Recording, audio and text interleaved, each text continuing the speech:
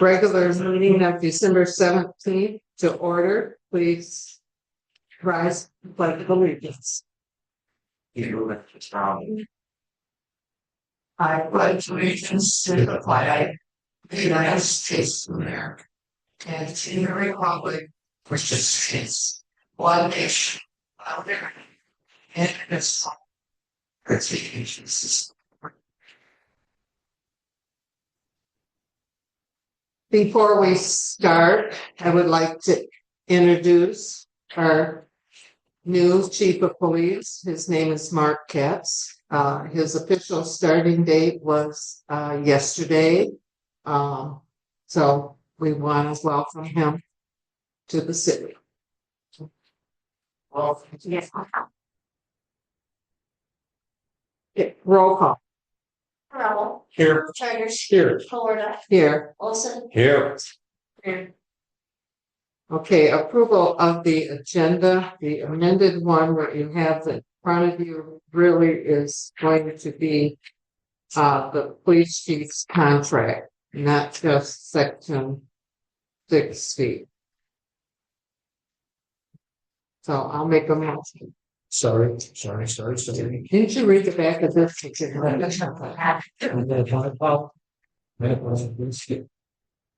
Just kidding. So anyway, there's a motion to amend the agenda. You making that motion? I am. I'll second. Okay. Roll call. Correll. Yes. Charters. Yes. Florida. Yes. Olson. Yeah. Stratton. Yes. Okay, request to appear before council, there are none. I'm trying to turn it on. Okay, public input. Once. Okay.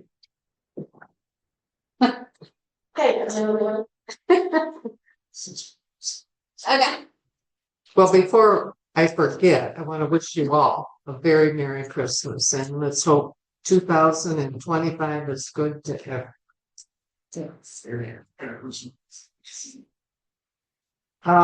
Correspondence.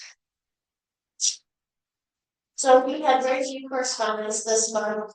One was from Roger and Michelle Goldstone. Michelle wrote a book entitled the story of the halfling halfway through America's Greatwood. Their voters who stayed in our marina, and they would send a letter of thank you. Eric and Julie Brockman sent a thank you to Officer Hutchinson. And Crystal Lake Township sent a letter regarding the partnership. Which we do need to address, and so I'm willing to meet with Jill, who addressed the letter, and I think one other person's probably you, Josh, because you had already spoke to the one issue that they had concerns about, right? The radio tower. Yeah.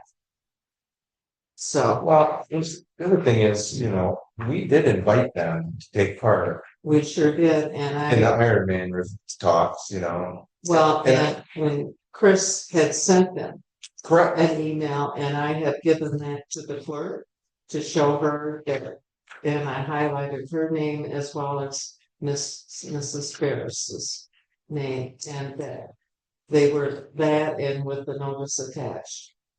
Yeah. Where it was going to be. Yeah. So. We also sent that to like Lake Township and Alberta, Gilmore, yeah. right, Chris? Yeah. You sent it to all. Yeah. Okay. And we had an individual of representative from Gilmore that Alberta actually got up and spoke at the meeting. Right. And so anyway, if you wish, I can just write a letter to that effect. However. Okay. All right. So approval of minutes.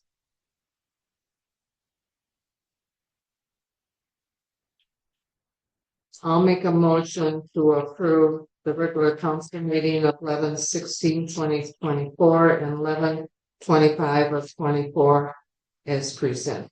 Second. Charters. Yes. Florida, Yes. Olson, Yes. Stratton, Farrell. Yes. Okay, approval of bills?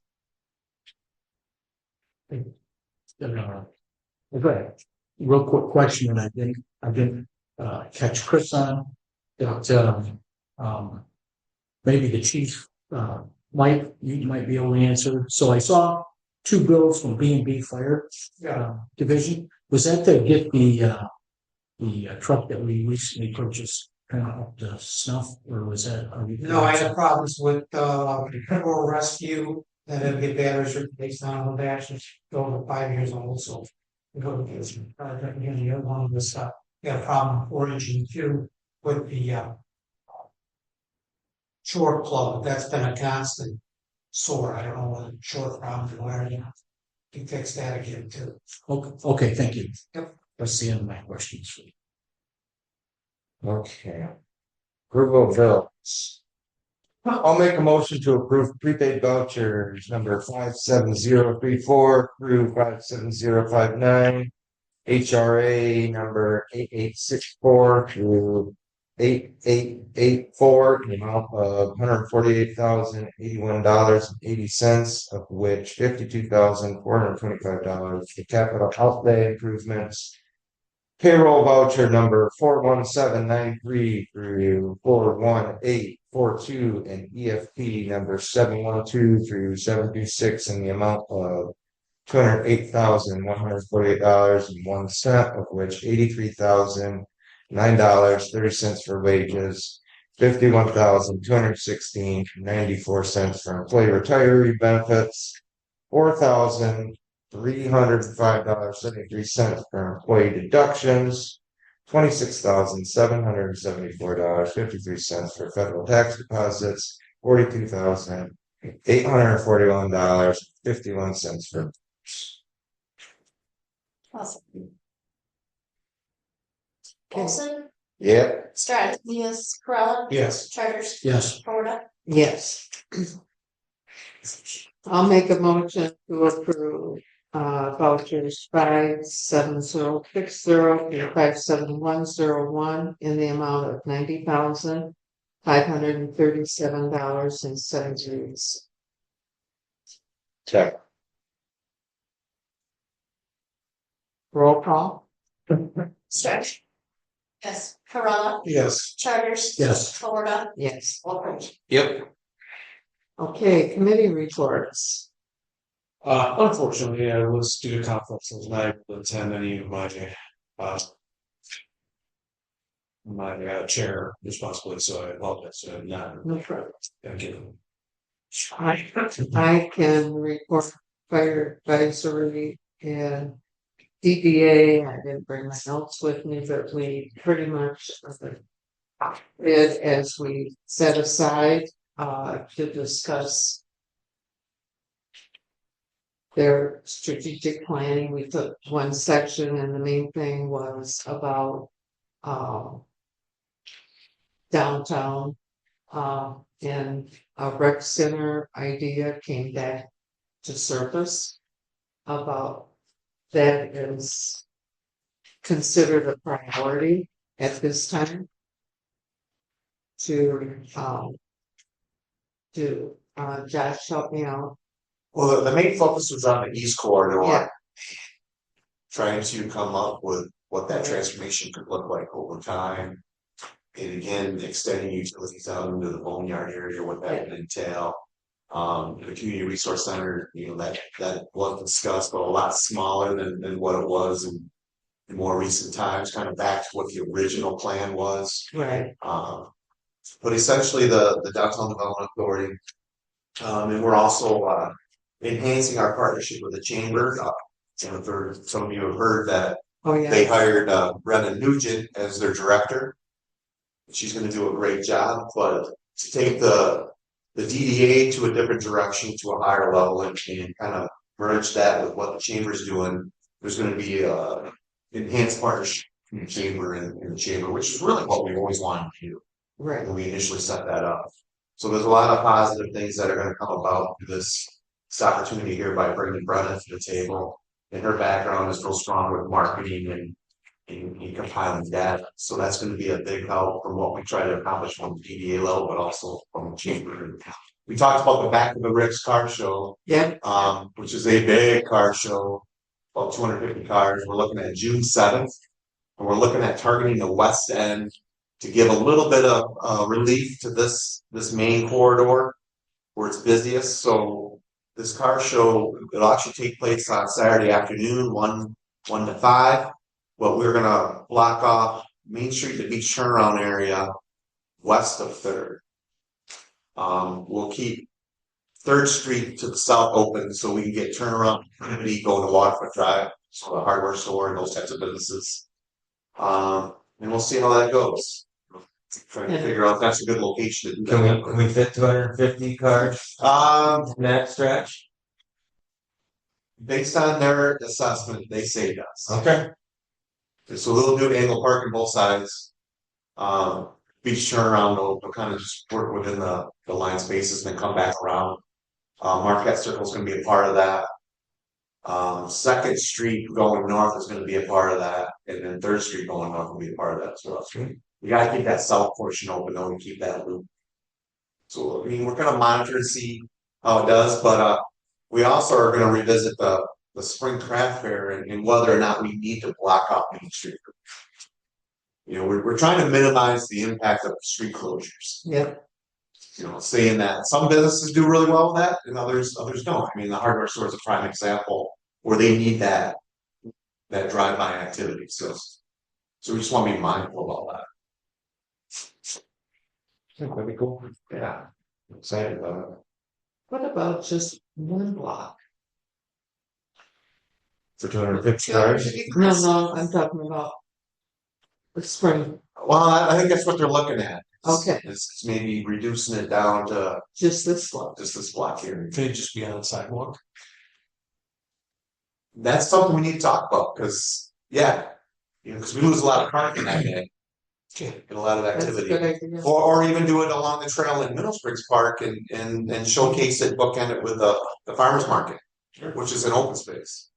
All good options. Yeah. Yep, But I'd like to hear more from the business community, and that's kind of where we hope Brenda's gonna add another layer is Yeah, she's got the wherewithal Yeah. to be able to. I mean, from a business standpoint, I mean, certainly foot traffic's obviously right, but so does street traffic, right? Yeah. So, you know, when sitting there watching everyone's kind of crowded in the street, right? If you put it on the sidewalk, people then have feeling of looking in the windows It's more inviting out of the store. and might go in the stores, not just, you know, hardware store, everywhere, you know. Yeah. Just an idea, just a thought. Yeah, the both craft fair, the fall, or the spring, I'm sorry, and the late summer, both originally held at Market Square Park. Mm-hmm. And then I decided to bring the spring one downtown to get more people involved in downtown. Right. I think we can still yet do a better job, yeah, we should keep be more able things to going. do it right there. Why in not? Middle It's a great Springs. space. Yeah, it's Underutilized. on the 4th of July, they do a little craft fair in there. Works well. Yeah. So, you know, what's the difference? Yep, good idea. We'll bring that up at UDA. Yeah. And then I did attend the fire advisory with Lake Township showed up and Alberta showed up. We pretty much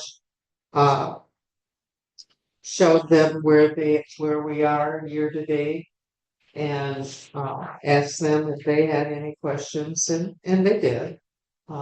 As far as the budget is concerned, and it looks like we're right on for our budget, we're like 50-50 with expenses and revenues. So we've got another 6 months to go in our budget.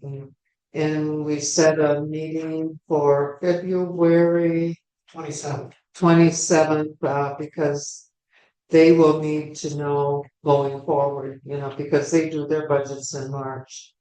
So we'll be setting a meeting for there. So, okay. I'm all done reporting for you. Thank you, sir. No problem. Understood.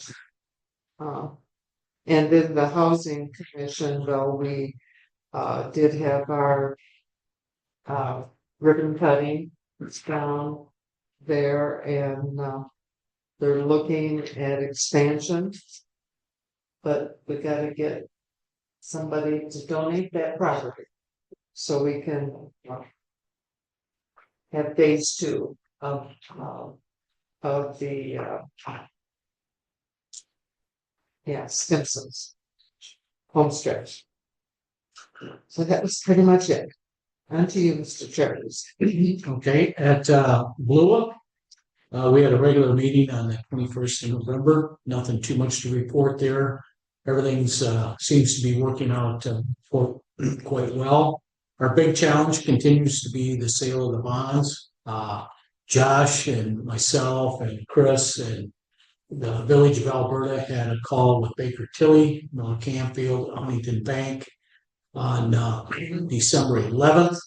And we mulled over some information and maybe a little bit of a revised approach. And they hope to go to get the bonds, bids on the bonds by mid-January. So hopefully that will proceed on. We have another Blue meeting on Thursday, but the plant's operating well, no major issues at this point. Planning Commission, we did not have a meeting this month, but we had a workshop on December 4th with housing. Ryan Kilpatrick with Flywheel gave, I thought, an excellent presentation. Represented at the meeting was council, Planning Commission, housing, chamber, as well as the schools. And I would say probably, I don't know, 30 to 40 people at least attended. There was 49, 50 people there. Okay, so I thought it was well represented, and I think some good information came out, and we'll see how that continues to develop. One note with the Planning Commission, there was a resignation, Dan Trigg, Yeah. and so that's something that we'll need to look at replacing. The Airport Authority, we were going to try and meet in December. Couldn't quite get that coordinated, so we'll be meeting in January. With the Airport Authority, or I'm sorry, Marina Authority, we also had a resignation, John Kilpatrick. So we'll need to be looking at a replacement for that. Finance, we've got a finance meeting Thursday coming up, so I'll be attending that. With personnel, we started in earnest last month, just before the city council meeting of interviewing candidates for the police chief replacement. We got 6 total applications. We interviewed 4 candidates. The personnel committee jointly with the entire council, and we had some good interviews there. And on the 25th, we had a follow-up interview, and the city council approved Mark as our new police chief. So we're happy about that. So that's moving forward. I think that covers what I had for the month. Okay. Only thing I have is finance, and like you said, we're meeting Thursday. Yep. So no grant meeting, and we had no tree board meeting this month. That's pretty much it. Great. Let's see. Public safety, we did not have a meeting. However, now that we have Mark on board, we'll probably schedule a meeting for January. Go over a few things. Rec board, we did not meet this month either. Airport. I think Brooke was here last month and gave her report on the airport. Nothing really has changed out at the airport at this time.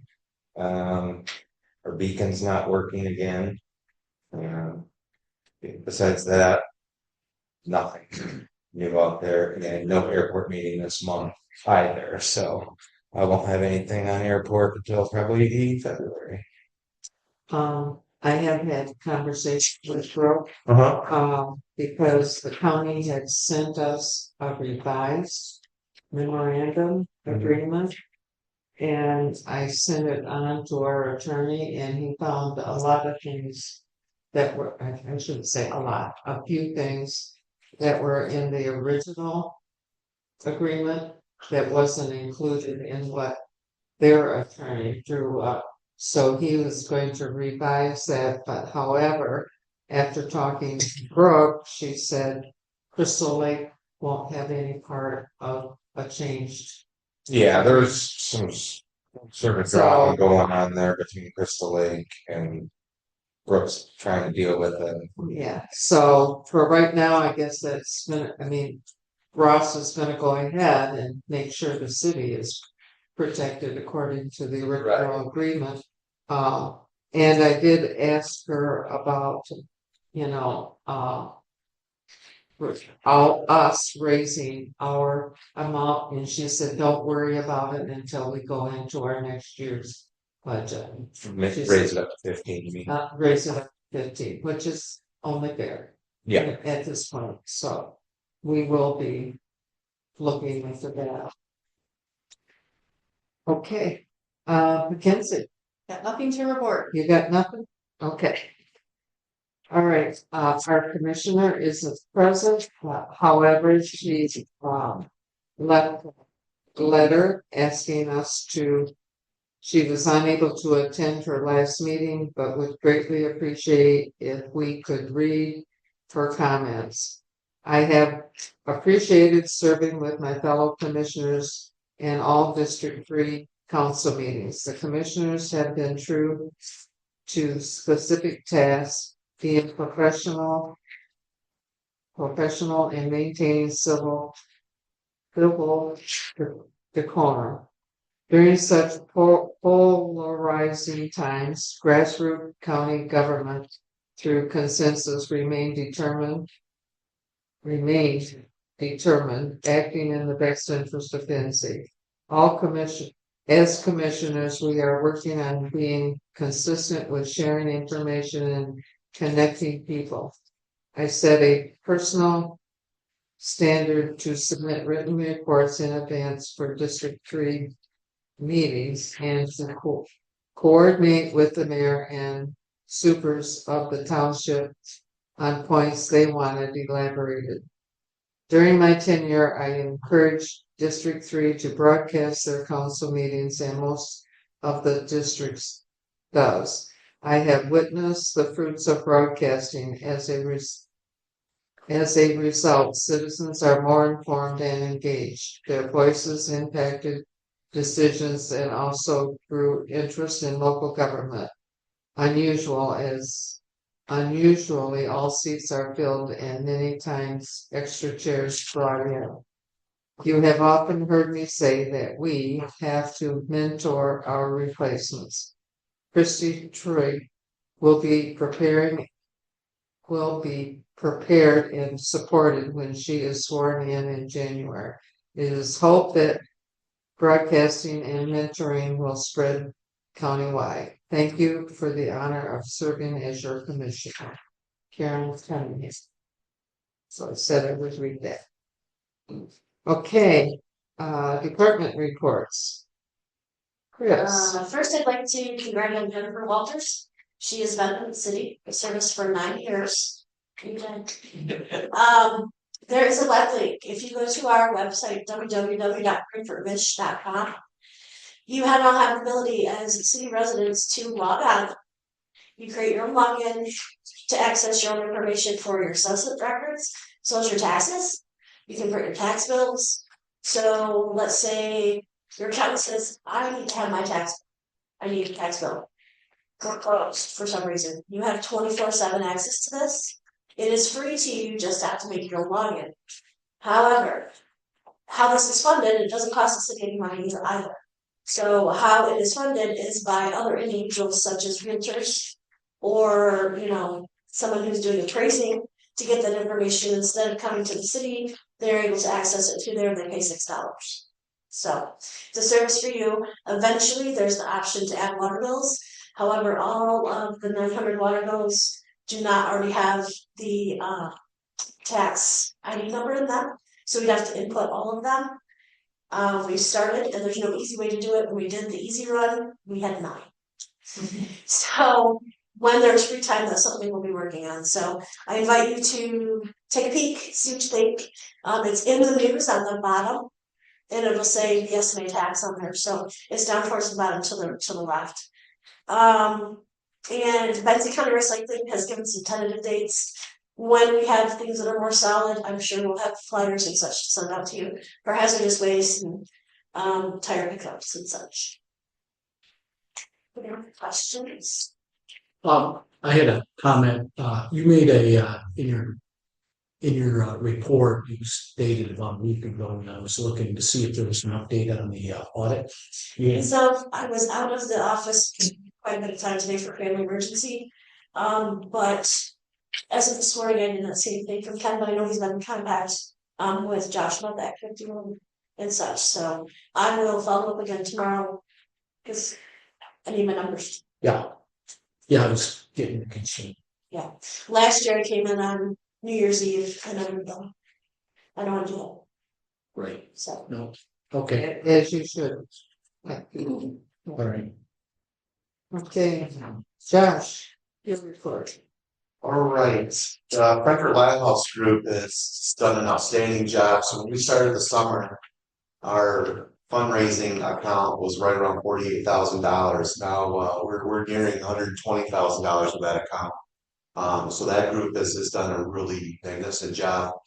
I actually communicated with an individual last week too that is going to prepare a $50,000 donation, and would like maybe even to put that up as a match opportunity to kind of stir up others to get involved. Now, an idea that Aaron Greedy has to fundraise is a concert. Yeah. And you recall a few years ago, this was something that we did for Lockhart Field, at Lockhart Field. Todd Kozar, if you recall, coordinated that. A lot of that planning for that event happened right prior to the pandemic. The pandemic created some obstacles.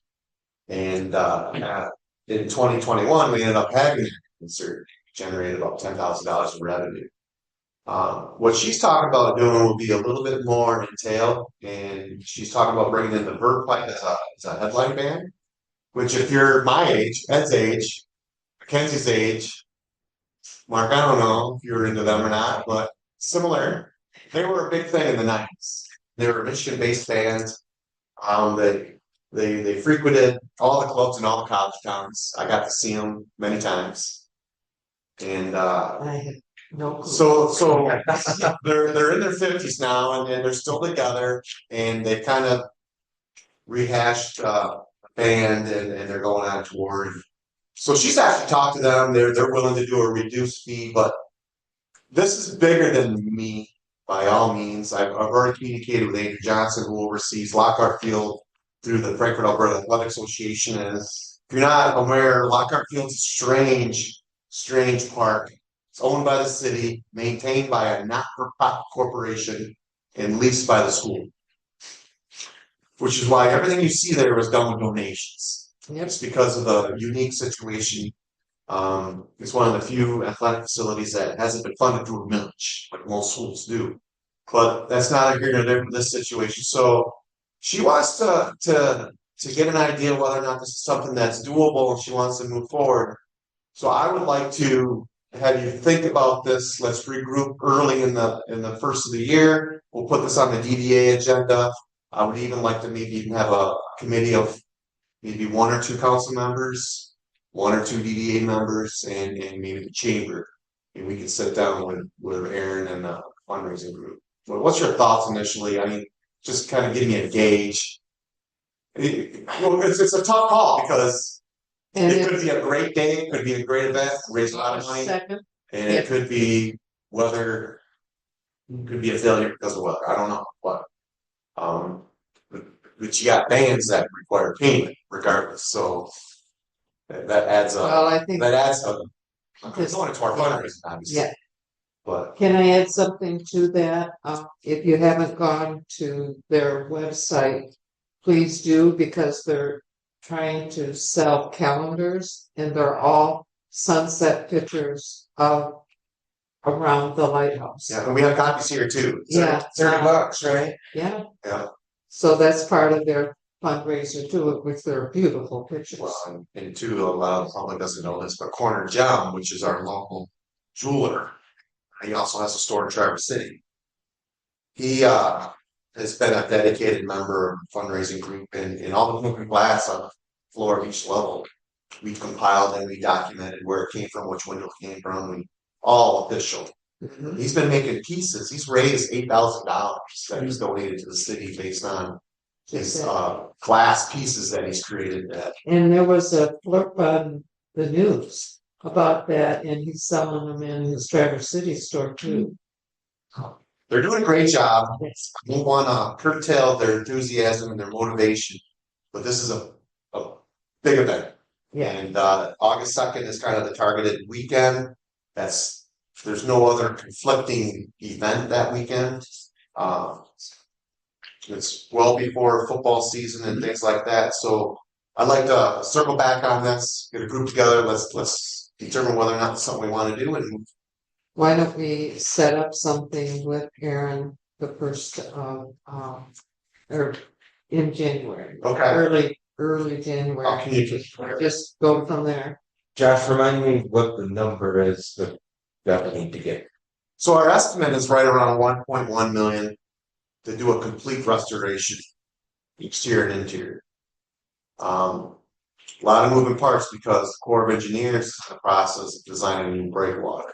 Right. They have 1.4 million to design a breakwater, not to build it. Just to That'll be more like 18 million. Yeah, But they're hoping to within 3 years start construction with a new breakwater. yeah. So you can understand the dynamic of that. But so we've had MIM Enterprises, which is a Michigan-based lighthouse preservation contractor, come up and look at the facility. We met with them twice. They've gone. So I prepared that estimate, and they've reviewed it and okayed it. And a couple of years ago, when I met with them, they increased it. I increased it a little bit based on inflation. Had them review it. But I also met with another contractor, New York-based contractor they've done like 250 lighthouse restorations across the country. And he came and looked at it and met with us. And he actually gave me some encouraging words that he didn't feel that current condition of the lighthouse, even though it's rusting and starting to needs a paint job, he didn't feel that there was any serious issues from a structural standpoint, which made me feel a lot better. Just knowing the condition of the structure the way I know it, but yeah, 1.1, but we're trying to get a phased approach. You know, what can we do, this summer? Can we go out there and, the problem is it's got some lead-based paint in there. So you just can't go and sandblast it. So if you sandblast it, you gotta build scaffolding and attach it, tent it in, and then all your sandblasting equipment's gonna be on a barge. Now, one thing I need to revisit on that proposal, when I created that proposal, I had Luck Engineering Company in our backyard that had access to equipment. We don't have that now. So just mobilizing that type of equipment here could be a $50,000 to $100,000 investment just to get it. And it's just kind of the nature of that industry, but that's our plan, is to phase it in. And when the weather gets a little better, this IFF contractor wants to get in it. When he came, he wasn't able to go in because of the weather. But we had enough information with our structural report that we've done and the pictures and the videos that we've done. He was able to give a pretty good idea of the system. A lot going on. That's just one small piece of the action right there. But it's a pretty important structure for our community. I think everybody in this room has spent at least a part of their day making sure it's sitting there, standing. I know I start and end my day making sure it's still there. Somebody had fun and games on Facebook one night and said I got knocked over and I raced to town. Yeah. Just wow. Yeah, it's cruising the gut, right? That's what you do when you're born and raised here, don't you? Paul had experience doing it. From a water sewer standpoint, we're working on the Michigan Avenue project. We're at the point where we're going to send that out to EPA for permitting. That project will be outbid in sometime in January with a spring construction. And just as a recap on that, we will be replacing the sewer main on Michigan Avenue from Main Street up to Pepper Hill. We'll replace curbing on the section of Michigan Avenue between Leland and Heffron. We're also gonna do new water sewer on Winnebago. And then on the north portion, it's gonna involve just the water main, going through your front yard. Hopefully bore that though. That's our plan, which will be less disturbance because there's very few leads off of that. And then redoing that road as well. Don't be surprised if it's like $1 million project. It just with what construction is costing right now, and the funding that's going to pay for this project is going to be a combination of that Category B grant funding that we still have left from MDOT, our 403 bond account, that's always growing, thankfully, and sewer enterprise funding, water enterprise funding, and major street funding. That'll be all tied into that. We're also in the process of updating our general plan reliability study for our water and distribution system. Eagle was here today inspecting our wells and talking with our staff. They're pretty happy with where we're at. They're anxious about this updated reliability general plan that we have. They were excited that we were able to take advantage of the TMF grant, which was the funding to come up with a detailed inventory for the galvanized leads. Continue to work on that project as time proceeds. Is that pretty much on a hold until spring? Yeah. Just finish anymore? Yeah, we did replace one small lead. It was the old Nortron TV building. It was off of 9th Street. It had a two and a half foot section to go through the wall that we were able to replace. And actually the insurance company for that building told them that if they didn't replace the galvanized lead, they were going to cancel their insurance. Cool. That's when we got involved with that. Okay. Because of the change of the state law. Launch ramp, we got the freezer door ordered. Process of getting that scheduled to be installed. I talked to Marvin with Here on Tackle today. He's our fishing trail guy. We rehashed out some of the obstacles we experienced this year. He shared with me some of the problems that we endured didn't even compare to what was going on in Ludington, because they have 5 fish cleaning stations. So they had that problem we were dealing with the amount of fish times 5. The biggest problem he experiences because of the cat food processing facilities that he has agreements with required him to use a metal detector to get the hooks and everything out of the entrails. So that caused him to have some issues.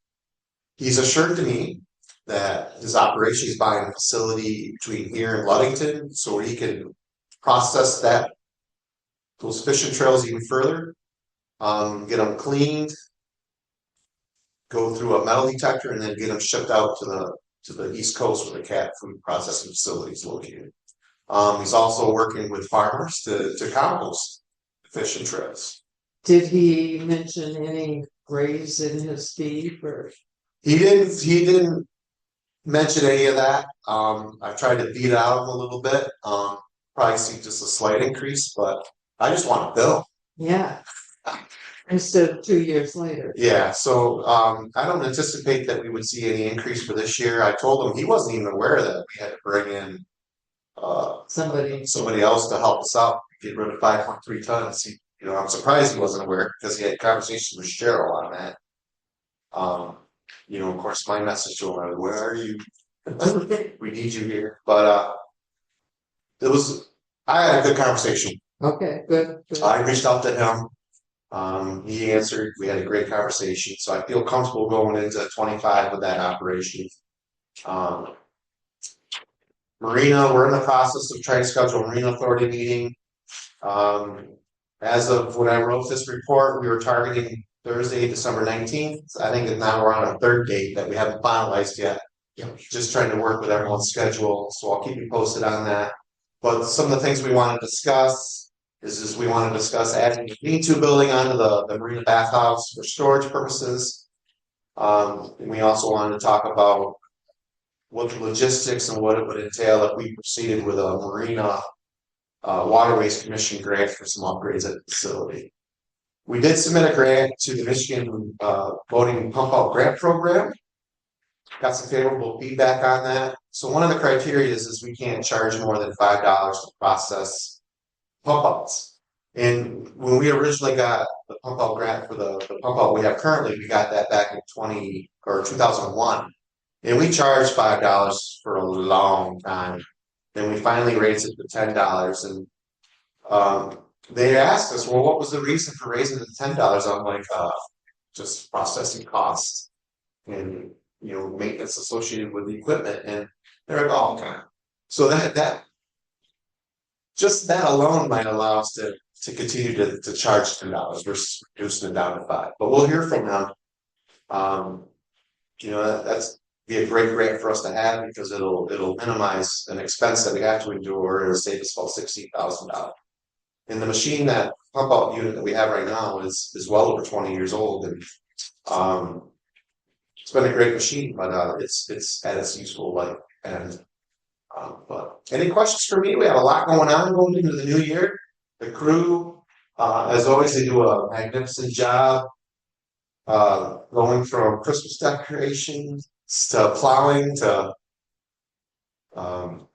if this weather keeps being as strange as it is, who knows what they'll be doing. But so we had everything squared away in our equipment. We loaded one of our sanders, and the conveyor chain broke on us, which happens. And we have one on the shelf ready to go. The downside of that is that the hand shovel all that material out all 3 yards. So crew got to work out. It's good for him. It is good. Feels good. So it's team unity. Any questions for me? Nope. Mark, have you got, I know you've only been here 2 days. You want to add anything or inspire us with something? Taking baby steps. Very good. We'll get there. Yep. Yeah. Did you get uniforms ordered for you? Working on that. Okay, good. Not much usable downstairs. Okay, well, I didn't know whether inventory was down there at this time. So not everybody is the same size. No. Okay, thanks, Mark. Fire chief? Do you have a report for you? Anybody have any questions on that? Just give you a little update. We're still holding steady at 24. Short-term rental inspections have slowed due to holidays, and we'll start resuming back again in January. This month so far, December has been a month of fires starting Sunday, December 1st. There's a fire shop on River Road. We assisted Pennsylvania Township. Friday, December 6th, fully involved structure on Memory Lane. Tuesday, December 10th, fully involved house on Platt Street in Honor, invited to join and help. And on Tuesday, December 10th, fully involved fire on Love Road. And so on the last 2 fires, some of our team members went 22 hours without any sleep. They really covered their shifts and went from one to the other. Update on the run numbers for December right now. We currently have 23 EMS runs total. 10 of them were in the city. 12 fire runs total. 1 was in a city call. Pancake breakfast had a good turnout. We raised $1,384. Oh, good. I'd like to thank Nick and Natalie Crawford for their assistance and those of you who attended pancake breakfast despite the weather. It was appreciated. The annual holiday dinner we held at the department on December 7th, funded by the members. Awards were handed out to the firefighter who made the most calls. They are around. Thank you. And EMS responders who made the most calls went to Alex Johnson. Each member was presented with a challenge coin, thanking them for their heart, passion, saving others. A happy note, there was one thing that I could share with you. It's the dedication of the members of the Frankfort Fire Department have in this community. Selfishly, they volunteer without pay, an average of over 60 hours a week of their time to hang out at the station and be ready to be called upon. Nobody leaves the station without knowing that somebody is there to take over. It's because of that, their pride, character, and integrity. This community has 24/7, 365 coverage provided by volunteers, not full-time employees. Great. Very good. Very good job, Don. Yes. And crew.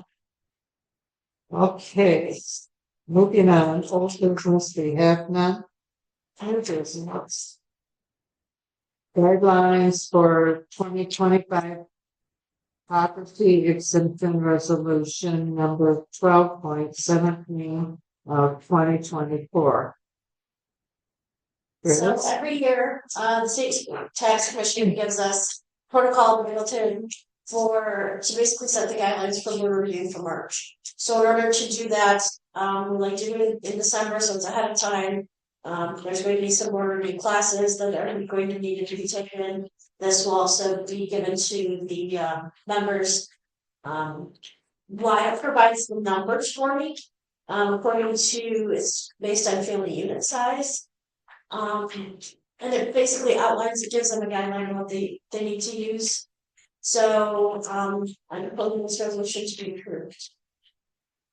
I'll make a motion to adopt the guidelines for the 2025 poverty exemption resolution number 1217 of 2043. Yes. Yeah, that's In 2024.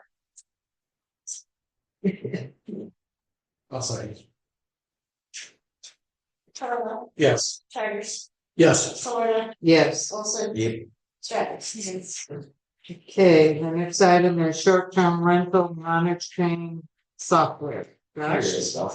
Yeah, so when we set up the short-term rental ordinance, we talked about potentially buying a software, and this was kind of emerging post-pandemic. These companies were being created where they were able to track all of the advertising venues associated with short-term rentals, like Airbnb, VRBO, all the other ones that are associated with that. So we started looking into this to see, we recently had a reduction from 120 to 113. Really no indicators of that, but just trying to figure out, is that an accurate depiction of what we really have in the residential district? So we started communicating and having some webinars with these different companies. I first started with iWork, and they had a neat product, but what I found is they only participate with Airbnb and VRBO. That's it. So if you don't advertise with Airbnb or VRBO, then you'll never know with that company. With Granick according to the person that I communicated with, they monitor over 70 sites. Of course, the major ones, Airbnb, VRBO, Booking.com, Flipkey, are some of the ones that they pointed out. It's not a cheap endeavor. iWork charges $5,000 a year for this software. Coniquus is $6,903. It would include an additional $1,000 one-time setup. But what this would do is it would take our tax identification parcels, and if they're advertising on VRBO or any one of those platforms, we would make, and we'll be able to map them. So what it'll give us accuracy, an accurate depiction, and verify those that have licenses. But it'll also allow us to get a better idea of how many short-term rentals we have in this Main Street corridor, which was where we allow it. So we'll be able to know those that are advertised where we're at with the short-term rentals. Now, is this a long-term endeavor? I don't know, because I think if we try it, to get an idea of who's doing it, and there's no changes, we don't need to keep doing it, right? Maybe this is something we do for a year, maybe two, and then back away from it. But something we talked about. I did some research. I brought forth the proposals. I want to hear what your thoughts are. Graniquus seems to be the software package of choice. Ludington is using them. Manatee is going to move towards that. Manatee is in the process of adopting our ordinance for short-term rental. I want to hear what your thoughts are. We have this revenue in short-term rental. It really can only be utilized for short-term rental purposes. We may find ourselves in a situation too where we need to look at the fee once we go through an inspection process. Do we want to adjust that? I don't know, but I wanted to have a conversation and see what your thoughts are. Is there any recurring costs outside of the initial setup phase? I'm not aware of any. They didn't disclose any of that, so I would anticipate that their normal setup would essentially take our shape files and integrate that, Right. and then they would process that through the publication and the different groups that provide this service. So I don't think, if we were to do this in 2025, it would be just the normal yearly fee. Okay. And fresh in my memory, it's the downtown, the corridor that have the exemption, correct? That they can. So the plot is where what's the area in which they have to have a permit and what in the All of the downtown residential corridor is just residential, right? Residential zoning districts, you gotta have a permit. So this Main Street corridor, Main Street, you don't. You don't. But what this will give us, it'll tell us who's doing Right. above these businesses, lights, of course. Majority of Harbor Lights is gonna be, it's operating like a hotel. Correct. But there are units down there, because they're individually owned, where they don't participate with Harbor Lights, they do it on their own.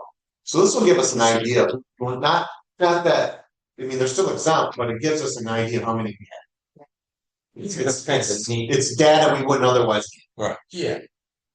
And But it's just strictly it's monitoring, right? So Yeah. you're sitting in front of a computer, it spits out a bunch of data that says, there's one here, one here, one here, one here, here's, and then you cross-reference it with the data you have, permits, and that's it. Yeah. Okay. They offered an option for an additional 3,000 to integrate into our GIS.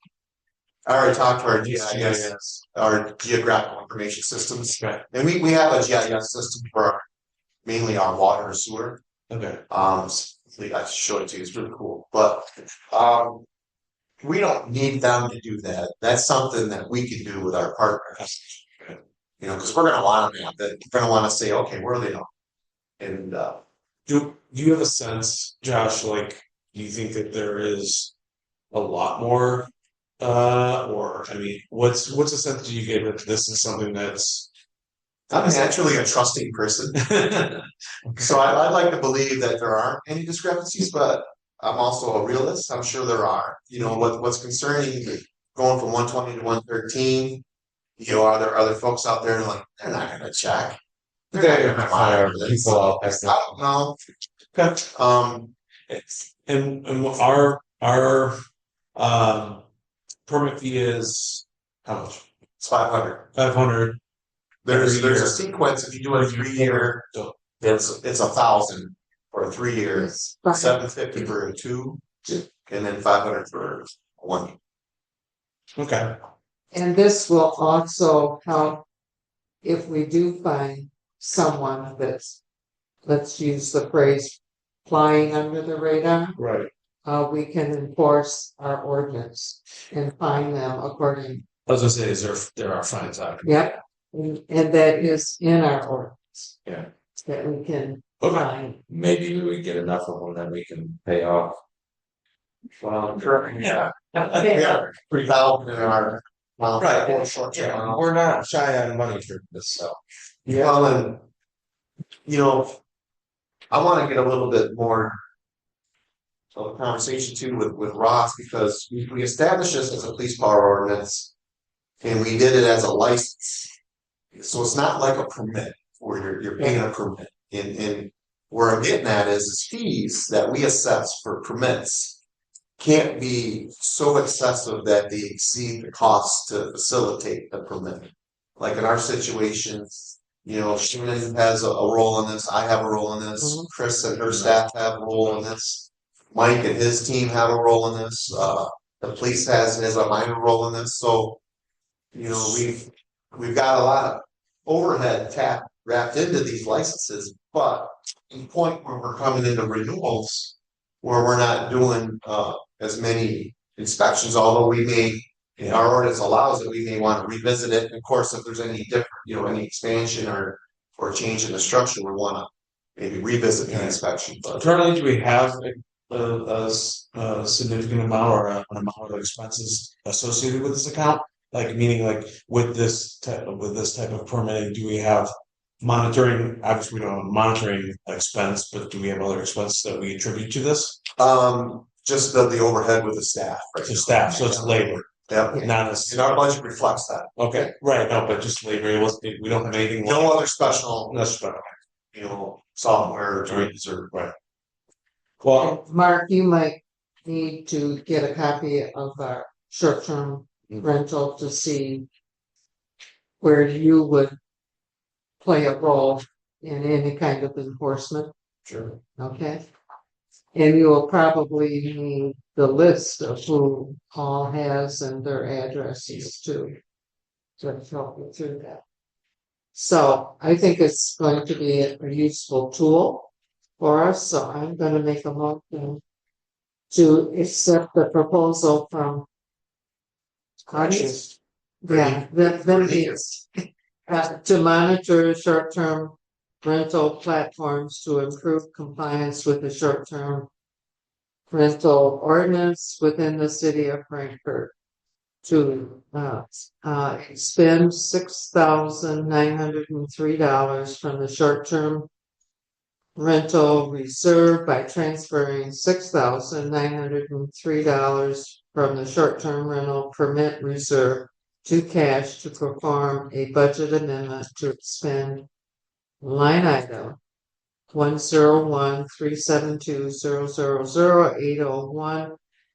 101-372-000-801.00 professional services. I'll second. Okay. Charters, Yes. Alberta, Yes. Olson, yep, Stratton. Yep. Crowell. yes, Okay, the next item is an agreement to collect summer 2025 school property taxes, North Ed. So in order for the North Edward School, it used the Traverse Area ISD. They require that we have an agreement that we go into them. It basically states that the city of Frankfurt will collect their property taxes, their millage rate, and we will promptly then distribute them accordingly as we do every 2 weeks. We don't collect a fee from them though, do we? No, just the school. The school, okay. So does this affect our taxes, or this is something we're already doing? No. No, we're- your taxes, we're just collecting it for the district. It's full too. Okay, all right. make a motion to approve the agreement for collection of summer school property taxes between the city of Frankfurt and Ed Northwest, and authorize clerk treasurer and mayor to sign on behalf of the city. I'm gonna start to. Alberta, Yes, Olson, Yep, Stratton. Yeah. Crowell. Yes, Charters. Yes. okay, the last item is the police chief's contract.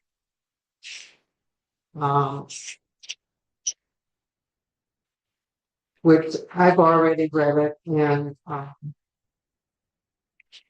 I've signed on my behalf, but we found out the motion that we made at the second interview when we offered the position to Mark. There was one issue and that motion was kind of gray.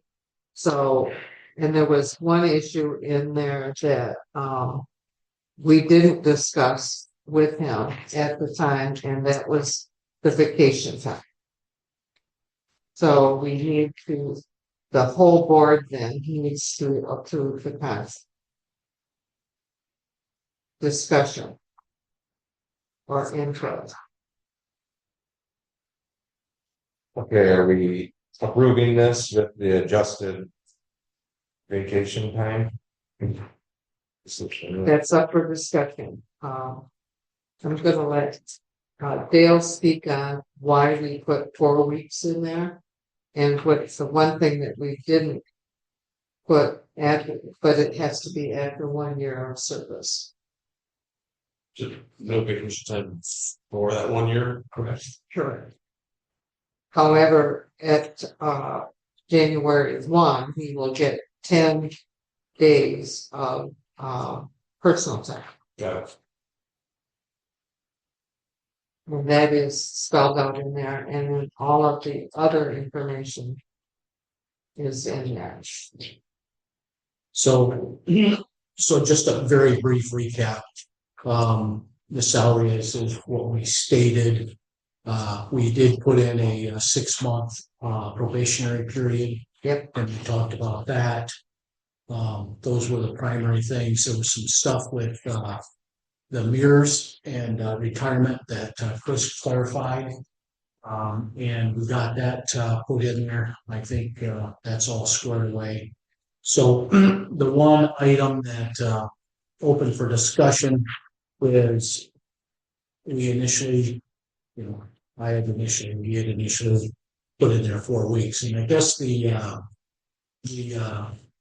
background on that, the reasoning on that is we're hiring a person, albeit new in the position with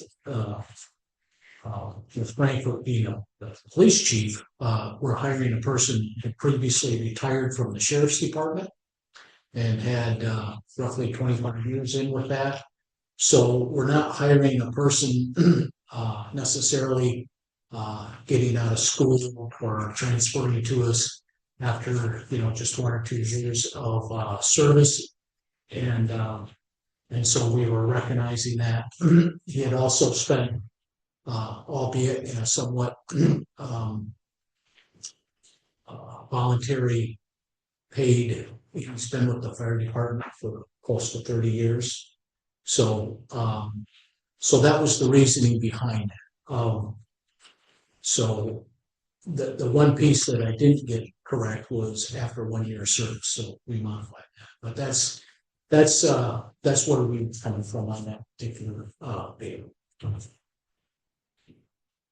Okay, my only question was, and I asked you this already, Dale, is what do other employees start out at when they start for vacation time? I believe the normal policy with the city, but here again, not necessarily with the employment agreements. We have latitude there, but in the normal, under the union agreements and whatnot, and correct me if I'm wrong, I believe after 1 year they get like 1 week. After 5 years they get like 2 weeks. After 10 years they get whatever. So it's a progression. For 2 years, I think it's 2 weeks. Okay. Then it goes to 5 and then- So it's a progression.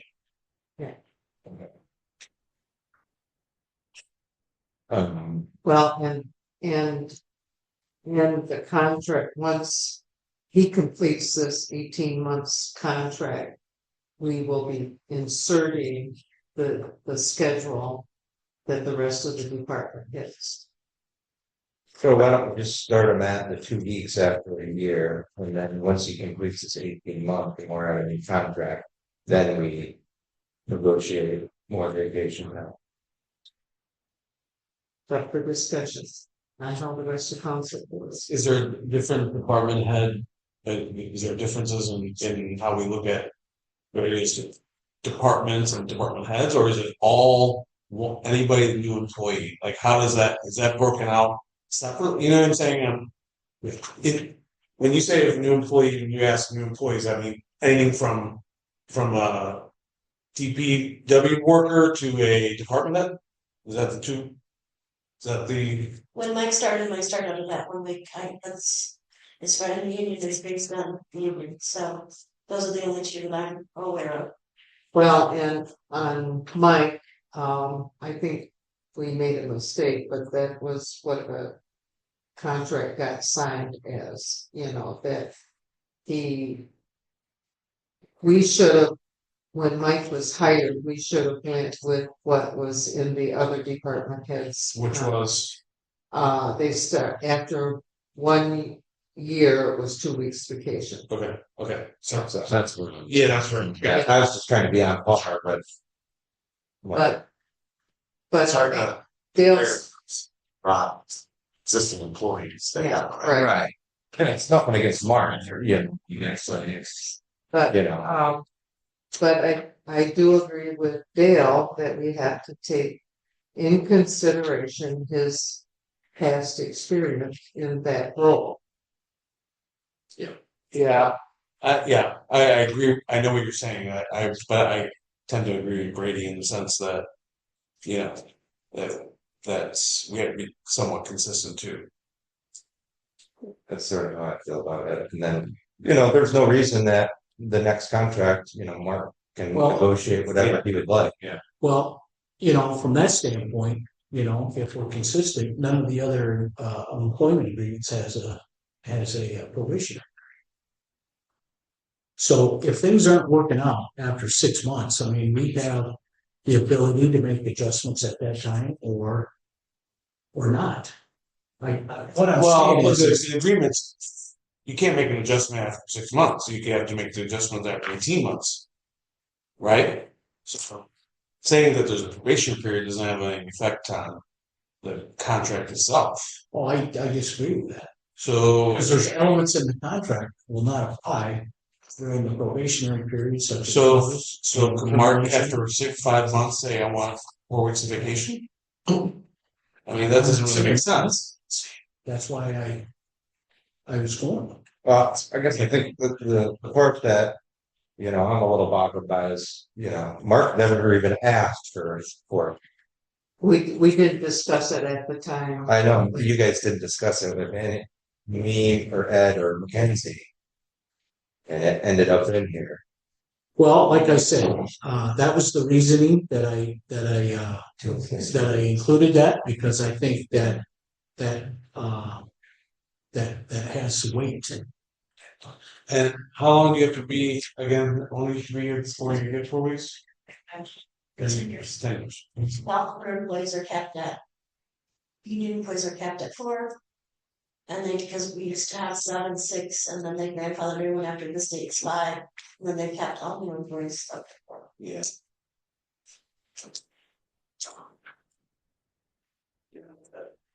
I'm kind of agreeing with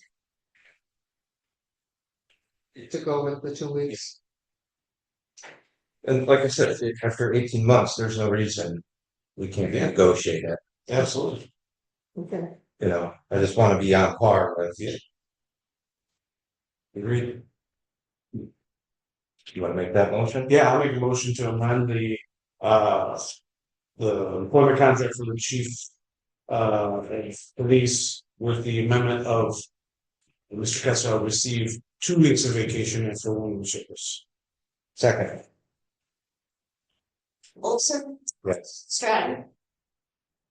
Yes. Corella. Yes. Charters. No, Florida. No.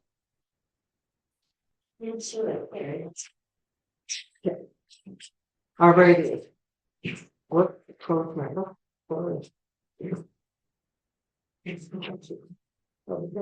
Time for public input. Yes, sir. Steve Hutto with 325 Park Avenue. I have 2 questions, if I might. One is, have we made any movement towards a code enforcement officer for the city? I think that probably starting with the short-term rentals is step 1. However, that person cannot do like building in that. It's something we're going to be working in for sure in our next budget year, for sure. Thank you. The other question I have is there any movement on the rewrite of the blight ordinance? I believe No, there is. Yeah. There's a little bit of movement on it. But the unfortunate situation that we're getting with is planning commission member that put a really nice report together on that, just recently resigned, but we have that information. We've had collaboration with our attorney. Right now, we got a dangerous building ordinance that serves as a blight ordinance in addition to, the obvious dangerous situation. So we're gonna separate that. So I'm hopeful that we have a standalone blight ordinance in 2025. Thank you. Thank so much. Any other public input? Thank you for coming, and have a very Merry Christmas. I'll make a motion to adjourn. Second. Yes. Yes. Charters. Yes. Florida. Yes. Also. Yes. Steve, I don't know.